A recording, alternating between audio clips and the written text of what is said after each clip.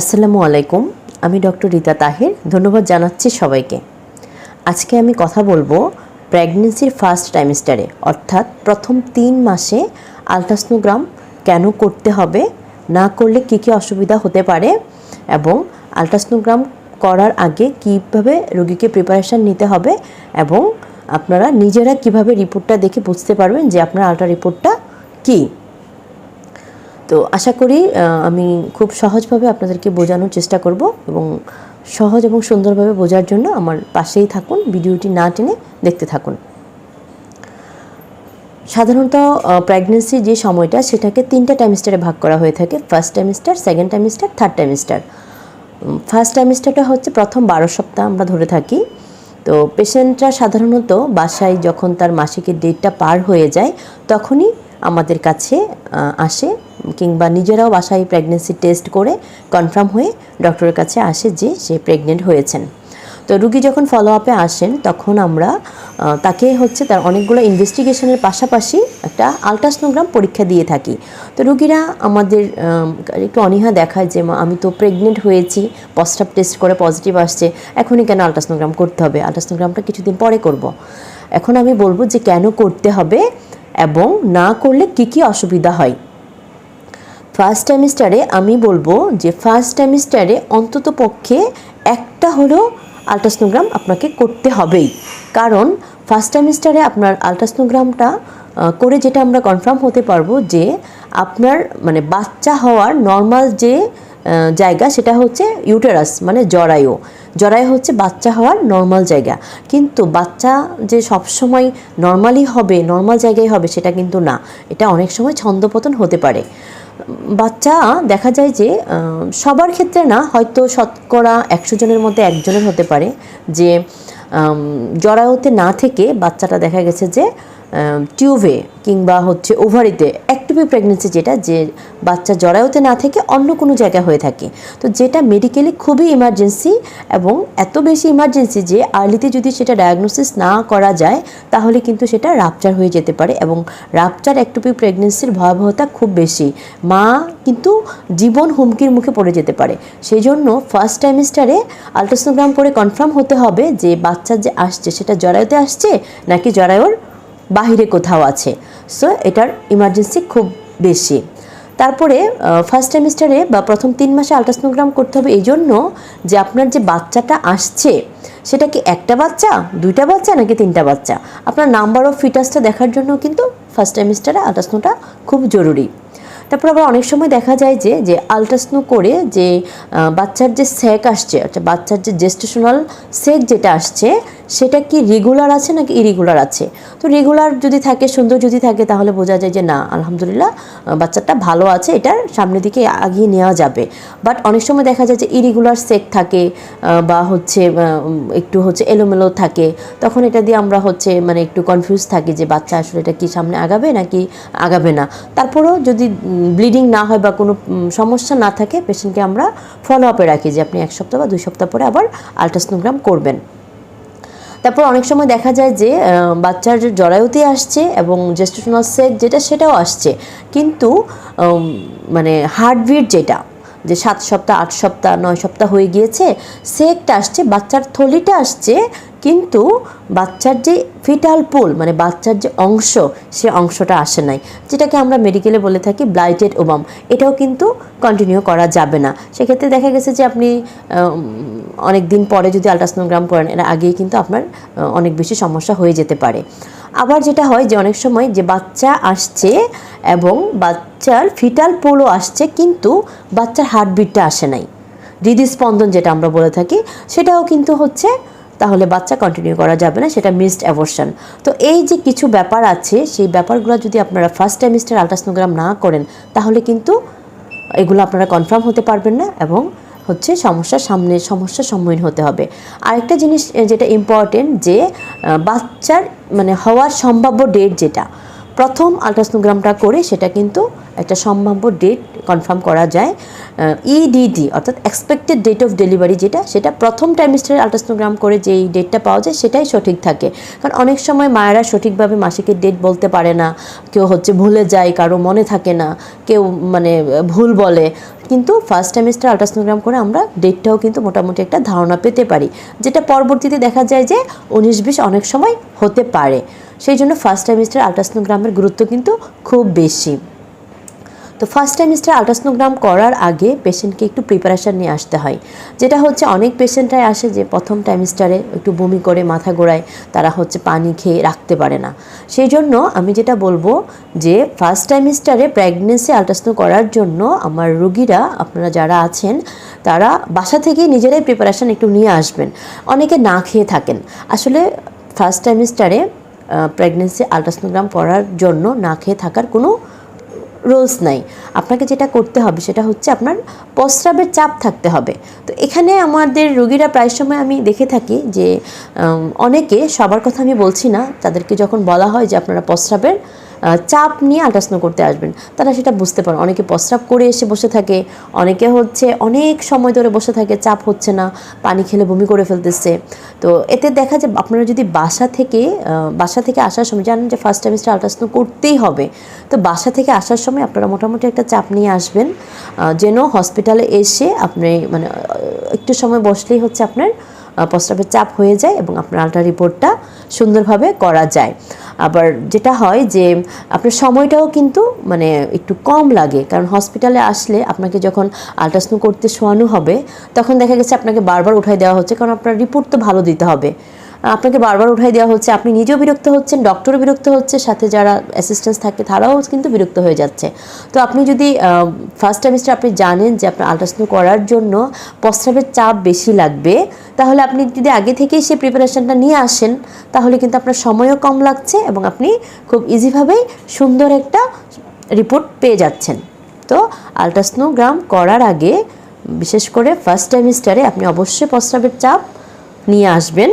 আর আরেকটা যেটা, যে এটা অনেকে ভুল করে ফেলেন যে ফার্স্ট ট্রাইমেস্টারে প্রস্রাবের চাপ লাগবে, বাট শেষের দিকে বাচ্চা যখন বড় হয়ে যায় তখন কিন্তু প্রস্রাবের চাপটা জরুরি না, আপনি তখন প্রস্রাব করে এসে আল্ট্রাসোনোগ্রাম করবেন।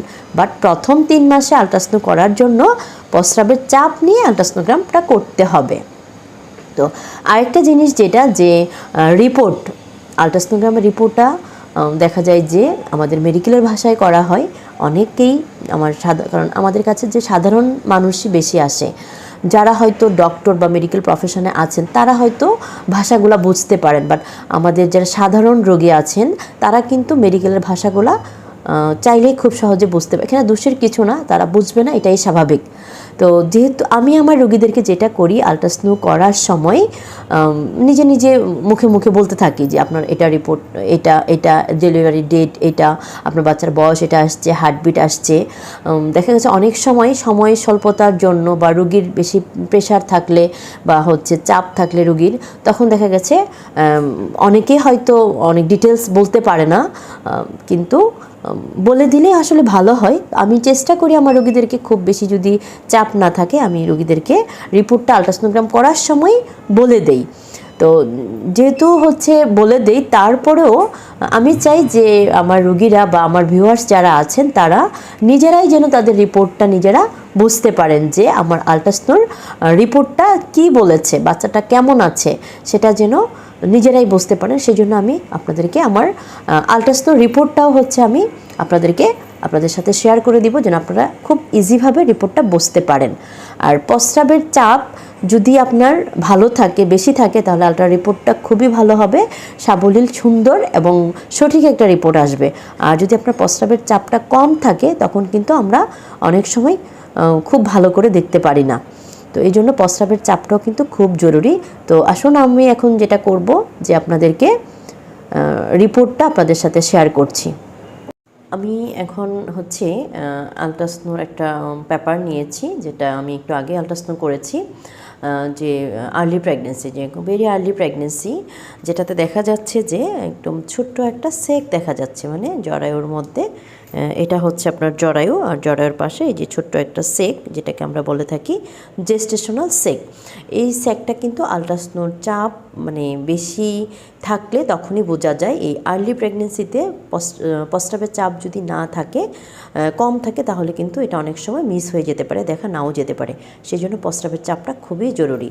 তো আমি যেই আলট্রাটা করেছি সেটাতে দেখা যাচ্ছে যে ছোট্ট একটা সেক পাওয়া গিয়েছে, যেটাতে হচ্ছে মেজারমেন্ট করে আমি পেয়েছি, যার বয়স আসছে 5 সপ্তাহ 5 দিন। তার ডেলিভারি ডেট আসছে 25/4/2023। এটা হচ্ছে আলট্রাসাউন্ড একটা পেপার, যেটা আমরা আলট্রাসাউন্ড করে রিপোর্টটা বের করি। তো এবার আসুন এটার যে আমরা রিপোর্ট করি সেই রিপোর্টটা আমি আপনাদের সাথে শেয়ার করছি। কোনাবাড়ি ল্যাবেড হসপিটালে আমি আলট্রাটা করেছি। এই এখন যেটা হয় যে প্রথমে নাম, রোগীর বয়স, আইডি এগুলা হচ্ছে লেখা হয়েছে। তারপরে যেটা এখানে দেখা যাচ্ছে ইউরেটার, যেটা হচ্ছে প্রস্রাব যে বের হয়, প্রস্রাবের নালী, এটা ভালো আছে, নট ডাইলেটেড। তারপরে ইউরিনারি ব্লাডার মানে প্রস্রাবের যে থলি, সেটা ওয়েল ফিল্ড মানে পরিপূর্ণভাবে ভরা আছে, প্রস্রাবে পরিপূর্ণ আছে এবং হচ্ছে কোনো সমস্যা এটাতে নাই। আর হচ্ছে ইউটেরাস, আমাদের মেইন জায়গা হচ্ছে ইউটেরাস মানে হচ্ছে জরায়ু, যেটা বাচ্চা মানে হয়, বাচ্চার যে থলি সেটা ইউটেরাস। তো এখানেই হচ্ছে আমাদের ইউটেরাসের মধ্যে বাচ্চাটা আস্তে আস্তে বড় হয়। তো ইউটেরাস ইজ গ্র্যাভিড। গ্র্যাভিড মানে হচ্ছে প্রেগনেন্ট ইউটেরাস, মানে জরায়ুটাতে একটা বাচ্চা এসেছে, সেটাই বুঝিয়েছে যে uterus is gravid. Contains single gestational sac, মানে হচ্ছে জেস্টেশনাল সেক মানে বাচ্চার যে একটা সেক আসছে সেটা সিঙ্গেল মানে একটাই বাচ্চা। But no definite fetal pole is seen, মানে বাচ্চাটার এখানে যেটা হচ্ছে যে ইয়েটা আসছে, স্যাকটা আসছে, ফিটাল পোল মানে বাচ্চার কোনো অংশ কিন্তু এখনও আসে নাই। যেটা মেজারমেন্ট করে আমরা পেয়েছি জিএস মানে জেস্টেশনাল সেক 1.67 সেন্টিমিটার, এটা জাস্ট এটার মেজারমেন্ট। এবং এটার মেজারমেন্ট করে আলট্রাসোনোগ্রাফি অটোমেটিক্যালি যেটা দিয়েছে সেটা হচ্ছে 5 সপ্তাহ মানে 5 উইকস 5 ডেজ, মানে বাচ্চাটার বয়স আসছে হচ্ছে 5 সপ্তাহ 5 দিন, মানে প্রায় 1.5 মাস।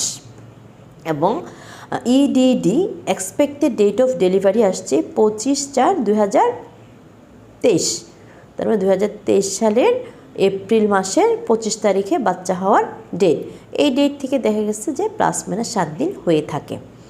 আর আদার্স কালডেসেক, এটা জরায়ুর নিচে একটা অংশ থাকে যেখানে কোনো কালেকশন নাই। অ্যাডনেক্সা মানে যে ডিম্বাশয়গুলো আছে, ওভারিগুলো আছে, সেগুলো ভালো আছে। তো ওভারঅল সবগুলা যে রিপোর্ট যেটা বলা হয়েছে তার একটা কমেন্টস দেওয়া হয়, মানে একটা সামারি, যে আমি পুরাটা একটা কি রিপোর্ট, এটার একটা এক কথায় সেই রিপোর্টটা লেখা হয়, যেটা হচ্ছে suggestive of early pregnancy of about 5 weeks 5 days, মানে এটা একটা একদমই আর্লি প্রেগনেন্সি, মানে 5 সপ্তাহ 5 দিন, 1.5 মাসের একটা প্রেগনেন্সি। সেই জন্য, কারণ এটা হচ্ছে মাত্র 1.5 মাস, এখানে কিন্তু এখনও ফিটাল পোল আসে নাই, হার্টবিট আসে নাই, অবশ্যই এত আর্লি কিন্তু হার্টবিট আসেও না। সেই জন্য আমরা অ্যাডভাইস রেখেছি ফলো আপ আফটার 2 উইকস, মানে 2 সপ্তাহ পরে যেন আরেকটা আমরা ফলো আপ আলট্রাসোনোগ্রাম করে নিই। তখন ইনশাল্লাহ যদি সব কিছু ঠিক থাকে তাহলে হচ্ছে বাচ্চার ফিটাল পোল মানে বাচ্চার যে অংশ সেটাও চলে আসবে এবং বাচ্চার যে হার্টবিট সেটাও কিন্তু চলে আসবে। তো এবার আসুন যে পরবর্তীতে যদি একটা আলট্রাসোনোগ্রাম করা হয়, এই যে এই আলট্রাসোনোটা ধরেন এটা পরের আলট্রাসোনো, এখানে যেটা আসছে যে 9 উইকস, যেটা যে 9 উইকস 0 ডেজ মানে 9 সপ্তাহ, প্রায় 2 মাস 7 দিন। তো এখানে কিন্তু আমরা দেখতে পাচ্ছি যে সুন্দর ফিটাল পোলটা চলে আসছে, প্লাস হচ্ছে বাচ্চার কিন্তু হার্টবিটও চলে আসছে। দুইটাই কিন্তু আর্লি প্রেগনেন্সির আমি কথা বলছি। তো ধরেন এই যে রিপোর্ট আমি যেটা দেখাচ্ছি এখন, এখানেও সেম, যে মেনলি আমরা যে কথাগুলো ছিল, ureter not dilated, urinary bladder well field, অবশ্যই ইউরিনারি ব্লাডারটা ওয়েল ফিল্ড মানে একদম পরিপূর্ণ থাকতে হবে, প্রস্রাবের চাপটা একদম বেশি থাকতে হবে। ইউটেরাস মানে বাচ্চার যে থলি, বাচ্চা যেখানে আস্তে আস্তে বড় হচ্ছে, সেম ইউটেরাস গ্র্যাভিড মানে এটা হচ্ছে প্রেগনেন্ট একটা ইউটেরাস, মানে বাচ্চা জরায়ুর মধ্যে বাচ্চা এসেছে। সিঙ্গেল ফিটাল পোল, এখানে হচ্ছে ওইখানে ছিল জেস্টেশনাল সেক, এখানে কিন্তু সেকের মধ্যে পুল চলে আসছে, মানে ফিটাল পুল মানে বাচ্চার যে অংশ সেটা চলে আসছে। Fetal cardiac pulsation is seen, মানে বাচ্চার কিন্তু হার্টবিট, হৃদস্পন্দন যেটা সেটাও দেখা যাচ্ছে। CRL ক্রাউন রাম্প লেন্থ, মানে টোটাল যে বাচ্চার যেই অংশটা আসছে সেটার একটা মেজারমেন্ট নেওয়া হয়েছে, যেটা কত আসছে 2.23 সেন্টিমিটার, এবং সেই অনুযায়ী বাচ্চার বয়স আসছে 9 সপ্তাহ 0 দিন। এবং এই আলট্রাসাউন্ড রিপোর্ট অনুযায়ী এটা কিন্তু আরেকটা রোগীর আলট্রা আসছে হচ্ছে 3/4/2023, মানে 2023 সালের এপ্রিল মাসের 3 তারিখে বাচ্চা হওয়ার সম্ভাব্য ডেট তার 1 সপ্তাহ আগে অথবা পরে হতে পারে। তো কমেন্টস যেটা সামারি সেটা হচ্ছে single live pregnancy of 9 weeks 0 days, মানে ভালো আছে। এখানে যেহেতু বাচ্চার হার্টবিট আসছে, ফিটাল পুল আসছে এবং সব কিছু ওকে আছে, তাহলে কিন্তু এখানে আমি আর অ্যাডভাইস রাখি নাই যে follow up ultrasonogram after 1 weeks বা 2 উইকস, কারণ বাচ্চা ওকে আছে, এখানে ফলো আপের প্রয়োজন নেই। তার সর্বশেষে হচ্ছে রোগীর মানে আমি যে ডক্টর করেছেন সেটা আমি করেছি, আমার নাম এবং আমার সিগনেচার এবং ডেট দিয়ে কিন্তু আমি রিপোর্টটা মোটামুটিভাবে ডেলিভারি দিয়ে দিই। তো এখানে আরেকটা জিনিস যেটা আমি একটু আগে যেটা দেখিয়েছিলাম যে সেক আসছে 5 উইকস 5 ডে ছিল, কিন্তু যদি এমন হয় যে 5 উইকস 5 ডেজ পরে আমি 2 সপ্তাহ ফলো আপ রেখেছি, 2 সপ্তাহ ফলো আপ করার পরে রোগী যখন আমার কাছে আলট্রাসাউন্ড করতে আসছে তখন আমি এরকম সেকটা পাচ্ছি, মানে যে জেস্টেশনাল সেক সেটা পাচ্ছি, কিন্তু বাচ্চার যে একটা অংশ সেই অংশ ফিটাল পুলটা পাই নাই। এবং সেটা দেখা গেছে যে 9 উইকস বা 8 উইকস হতে পারে যে আমি ফিটাল পুল পাই নাই, বাট সেক আছে, তাহলে কিন্তু এটা ব্লাইটেড ওবাম, মানে বাচ্চার সেকটা আসছে, বাচ্চার অংশটা আসে নাই, তার মানে বাচ্চাটা ভালো নাই, বাচ্চাটা কন্টিনিউ করা যাবে না। আর অপরদিকে ধরেন যে আমরা যেই 9 সপ্তাহে আলট্রাসাউন্ডটা করেছিলাম যে বাচ্চা ভালো আছে, ফিটাল পুল পেয়েছি এবং বাচ্চার হার্টবিট আছে, কিন্তু তারপরে যদি এমন হয় যে 10 সপ্তাহের সময় বা 11 সপ্তাহের সময় পেশেন্টরা আমাদের কাছে আসছে এবং আলট্রাসাউন্ড করে দেখলাম যে বাচ্চার সেক আছে, ফিটাল পুল আছে, কিন্তু আগে তার যে হার্টবিটটা ছিল এখন কোনো কারণে তার হার্টবিটটা অ্যাবসেন্ট হয়ে গিয়েছে, মানে বাচ্চাটা এটা মিসড অ্যাবর্শন, তার মানে বাচ্চাটা ভালো নয়, এই বাচ্চাটাও কিন্তু কন্টিনিউ করা যাবে না। তার মানে আপনারা অবশ্যই বুঝতে পারছেন যে প্রথম 3 মাসে অর্থাৎ ফার্স্ট ট্রাইমেস্টারে আলট্রাসাউন্ড করাটার গুরুত্ব কতটুকু। এখানে আমি আপনাদেরকে একটা ভিডিও দেখাচ্ছি যে যেখানে প্রস্রাবের চাপ কম থাকার কারণে আমি কিন্তু বাচ্চার যে জেস্টেশনাল সেক সেটা খুঁজে পাচ্ছি না, বাট একটু পরে যখন সে অনেক বেশি চাপ নিয়ে আসছিল আমি সেটা খুঁজে পেয়েছি, যার রিপোর্ট আমি আপনাদের সাথে একটু আগে শেয়ার করেছি। আরেকটা কথা সেটা হচ্ছে আমরা যখন আলট্রাসোনোগ্রাম করি তখন রোগীর কাছে আমরা জানতে চাই যে LMP অর্থাৎ আপনার শেষ মাসিকের ডেট কবে। LMP মানে হচ্ছে লাস্ট মেনস্ট্রুয়াল পিরিয়ড, আপনার বাচ্চা পেটে আসার আগে শেষ মাসিকটা কবে হয়েছিল সেটা কিন্তু আমরা আপনাদের কাছে জানতে চাই।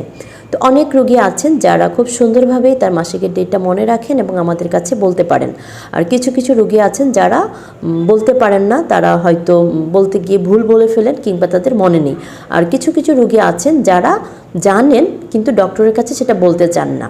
তারা মনে করেন যে আলট্রাসাউন্ড করার সময় যদি আমরা তাদের কাছে মাসিকের ডেটটা জানতে চাই, তারা ভেবে নেন যে ভুলবশত তারা ভেবে নেন যে আমরা হয়তো তাদের কাছ থেকে মাসিকের ডেটটা শুনেই আমরা তার বাচ্চা হওয়ার একটা ডেট দিয়ে দিই।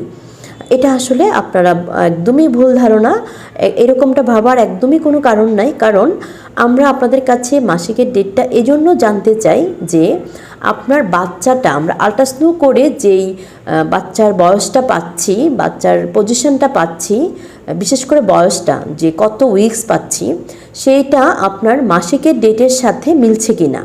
যদি মিলে যায় তার মানে বাচ্চাটা ওকে আছে, আর যদি গরমিল হয়ে যায় তাহলে বুঝতে হবে কোথাও না কোথাও সমস্যা হয়তো আছে। যেমন ধরেন আপনার মাসিকের ডেট অনুযায়ী যদি বাচ্চার বয়স হয় ধরেন 3 মাস, ঠিক আছে, কিন্তু আমরা আলট্রাসাউন্ড করে পাচ্ছি বাচ্চাটার বয়স হয়তো 2 মাস এবং সাথে আপনার কিছু কমপ্লিকেশান থাকতে পারে, যে আপনার হয়তো ব্লিডিং হচ্ছে কিংবা পেটে ব্যথা হচ্ছে, কিংবা স্যাক যেটা আছে সেটা ইরিগুলার, কিংবা বাচ্চার হার্টবিটটা আসে নাই, কিংবা হচ্ছে বাচ্চার যেই অংশ সেটা আসে নাই, তাহলে কিন্তু আমরা খুব সহজেই আপনাকে ডিক্লার দিয়ে দিতে পারি যে এটা হয়তো ব্লাইটেড ওভাম কিংবা মিসড অ্যাবর্শন। কারণ আপনার মাসিকের ডেটের সাথেও মিলছে না, এটা ছোট দেখাচ্ছে এবং সাথে আপনার কিছু কিছু প্রবলেমও দেখা দিয়েছে, তাহলে ডায়াগনোসিস করাটা কনফার্ম হয়ে গেল। আর যদি এমন হয় যে আপনারা যদি কিছু না বলেন আমাদের কাছে, বিশেষ করে মাসিকের ডেটটা, তখন আমাদের কি হয় সেটাকে অবজারভেশনে রাখতে হয়, 2 সপ্তাহ ফলো আপে রাখতে হয়, তাতে কিন্তু সময়টাও নষ্ট হয় এবং আপনার ডায়াগনোসিসটা ডিলে হয়ে যায়। আবার যদি এমন হয় যে আপনারা আবার শেষের দিকে যেটা হয় যে মাসিকের ডেটটা যারা সঠিকভাবে বলতে পারে তাদের সাথে আমরা কম্পেয়ার করে হচ্ছে আপনার ইডিটি ডেটটা হচ্ছে আমরা মিলিয়ে নিই। শেষের দিকে দেখা যায় যে বাচ্চার ওজন যদি কম থাকে, অর্থাৎ IUGR, Intra uterine growth retardation, যে বয়সের তুলনায় যদি বাচ্চার ওজন কম হয়, বাচ্চার গ্রোথটা যদি ঠিক মতো না হয়, তাহলে কিন্তু আপনার যে ডেলিভারি ডেট সেটা কিন্তু অনেক সময় লেটে চলে যায়, আলট্রাসাউন্ড তো অনেক দেরিতে দেখায়। কিন্তু আমরা যদি আপনার মাসিকের ডেটটা সঠিকভাবে আপনি বলতে পারেন, তাহলে কিন্তু আমরা সেখানে খুব সহজে ডায়াগনোসিস করতে পারি যে আপনার বাচ্চাটা ছোট আছে বয়সের তুলনায়, এই জন্য ডেটটা এলোমেলো আসতেছে, আসলে হচ্ছে এটা IUGR। তো সেক্ষেত্রেও কিন্তু মাসিকের ডেটটা খুবই ইম্পর্টেন্ট। সো মাসিকের ডেট লুকানোর কিছু নাই, ডক্টরের কাছে আসলে ডক্টরকে বিশ্বাস করতে হবে, ডক্টরের উপরতে আস্থা রাখতে হবে যে ডক্টর আপনার মাসিকের ডেট শুনেই কিন্তু আপনার বাচ্চা হওয়ার ডেট দিয়ে দিবে না। আপনার মাসিকের ডেটের সাথে আল্ট্রাসাউন্ড করে যেই ডেট আসতেছে বা আল্ট্রাসাউন্ড করে যে বাচ্চার কন্ডিশনটা আসতেছে, সেটার আপনার যে সমস্যা যদি থাকে সেটা ডায়াগনোসিস করতে খুবই ইজি হয়। আর আরেকটা জিনিস আপনাদেরকে আমি একটা টিপস শিখিয়ে দিই, সেটা হচ্ছে যে আপনারা নিজেরাই বুঝতে পারবেন যে আপনার বাচ্চা হওয়ার সম্ভাব্য ডেটটা কবে মাসিকের ডেট অনুযায়ী।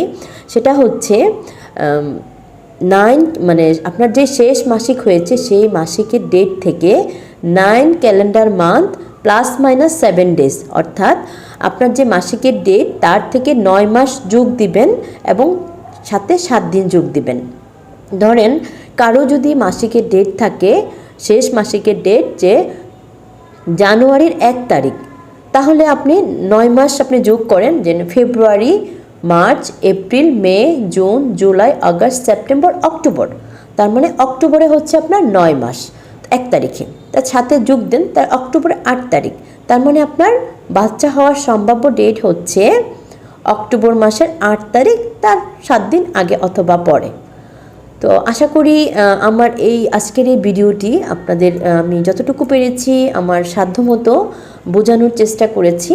তো এই ভিডিওটা দেখার পরে আপনারা অবশ্যই ইম্পর্টেন্সটা বুঝতে পারবেন যে ফার্স্ট ট্রাইমেস্টারে প্রথম 3 মাসে আলট্রাসোনোগ্রামটা কেন করতে হবে এবং যদি না করেন কি কি অসুবিধা হতে পারে, এবং আলট্রাসোনো আপনি করতে আসার জন্য আপনার কি একটা প্রিপারেশন নিয়ে আসতে হবে, এবং আপনার আলট্রার যে রিপোর্টটা আমরা তো অবশ্যই বলে দেই, তারপরে আপনারা নিজেরাও হচ্ছে অনেক ইন্টারেস্ট থাকেন, নিজেরা যেন রিপোর্টটা বুঝতে পারেন।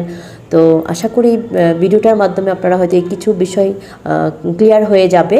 তারপরেও যদি কারো কোনো কনফিউশন থাকে অবশ্যই আপনারা আমাকে হচ্ছে লিঙ্কে কমেন্টস করতে পারেন, আমি চেষ্টা করব আপনাদের সেই কমেন্টসে অনুযায়ী, ডিমান্ড অনুযায়ী নেক্সটে নতুন কোনো ভিডিও আপলোড করে দেওয়ার জন্য। আর আরেকটা জিনিস আপনাদেরকে আমি বলি, যে আমি যেটা বললাম যে হ্যাঁ, প্রেগনেন্সির প্রথম 3 মাসে এই একটু রিস্ক থাকে আসলে বাচ্চাটা অ্যাবর্শন হয়ে যাওয়ার। তো সেই জন্য আপনারা অবশ্যই একটা আলট্রাসোনোগ্রাম করবেন, ডক্টরের কাছে আসবেন, ফলো আপে থাকবেন, এবং সাথে আদার্স কিছু পরীক্ষা নিরীক্ষা থাকে, সে পরীক্ষা নিরীক্ষাগুলোও করে নেবেন এবং ডক্টরের চেক আপে থাকবেন। তো আপনি যখন সুস্থ থাকবেন স্বাভাবিকভাবেই আপনার বাচ্চা সুস্থ থাকবে। আর সর্বোপরি আল্লাহর কাছে দোয়া করবেন যেন আপনার এই প্রেগনেন্সির এই সময়টা খুব সুন্দরভাবে কাটাতে পারেন, খুব সুস্থ থাকতে পারেন। তো সবাই ভালো থাকুন, সুস্থ থাকুন, আল্লাহ হাফেজ। আর আরেকটা কথা যেটা হচ্ছে আমি আপনাদের কাছে বলছি যে আমি যেহেতু একটু কাজ করছি আমার সোশ্যাল মিডিয়াতে আপনাদের জন্য, আপনারা যখন বিভিন্ন কমেন্টস করেন, শেয়ার করেন, লাইক দেন, তখন কিন্তু আমি আমার কাজের আগ্রহটা আসলে একটু বেড়ে যায়। তখন নতুন নতুন ভিডিও আপনাদের জন্য তৈরি করতে আমার একটু উৎসাহ জাগে। সো আমার কাজের আগ্রহকে আর একটু বাড়িয়ে দেওয়ার জন্য এবং আপনারা স্বাস্থ্য বিষয়ক আরও নতুন নতুন ভিডিও পাওয়ার জন্য চ্যানেলটি সাবস্ক্রাইব করেন এবং শেয়ার করেন। ধন্যবাদ সবাইকে।